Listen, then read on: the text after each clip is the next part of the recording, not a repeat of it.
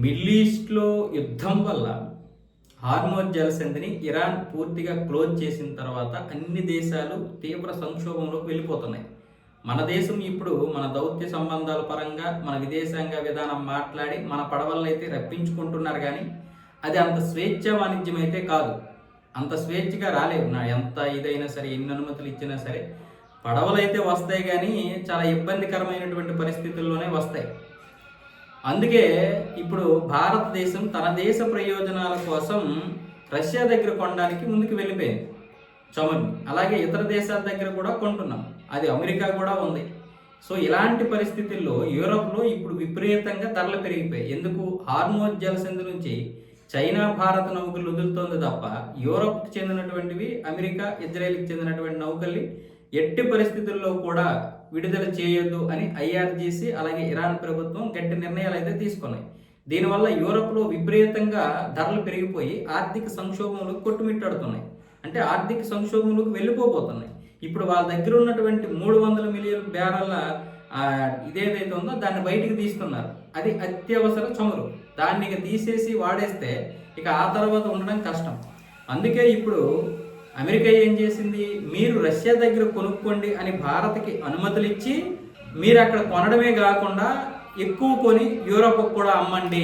ఎందుకంటే యూరోప్ నేరుగా ఇప్పుడు రష్యా దగ్గర కొనలేదు కాబట్టి మీరు కొంత కొని మీ దేశాలకు కావాల్సినంత కొనడమే కాకుండా ఎక్స్ట్రా కొని కొంచెం యూరోప్కి కూడా ఇవ్వండి అని అది చెప్పడం జరిగింది. దాన్ని అమెరికా ఏం చేసింది, మేము భారత్కి 4 రోజుల పాటు రష్యా దగ్గర చమురు కొనడానికి అనుమతులు ఇచ్చామని చెప్పుకుంది.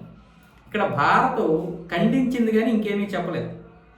భారత్ ఏం చేసింది, మాకు ఎవరి అనుమతులు అవసరం లేదని చెప్పింది. అంతే తప్ప అమెరికా ఈ విధంగా యూరోప్కి అమ్మాలని చెప్పిందని చెప్పలేదు. దానివల్ల చాలా విషయాలు ఉంటాయి. ఇరాన్ దాడి చేయొచ్చు, రష్యా ఇవ్వకపోవచ్చు, రష్యా ఇవ్వకపోవచ్చు, అది వేరే విషయం. కానీ మనకు చెప్పాల్సిన అవసరం లేదు. మనకి 2 బెనిఫిట్స్. ఒకటి, మన దేశాలకు కావాల్సినటువంటి చమురు మనం కొనుక్కుంటాం. 2, యూరోప్కి ఒక బ్యారెల్ మీద $5-6 లాభానికి అమ్ముకుంటాం, ఖర్చులన్నీ పోగా.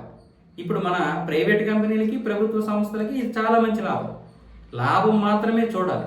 చైనా వాడి పద్ధతి అదే కదా. ఇప్పుడు మనకి ఇక్కడ లాభమే కదా. అమెరికా అమెరికా అనుమతులు ఇవ్వకపోయినా మనం కొంటాం. కానీ అమెరికా ఏం చెప్తుంది, మేము అనుమతులు ఇస్తున్నాం అంటే మరి సుంకాల విషయంలో భయపడాల్సిన అవసరం లేదు.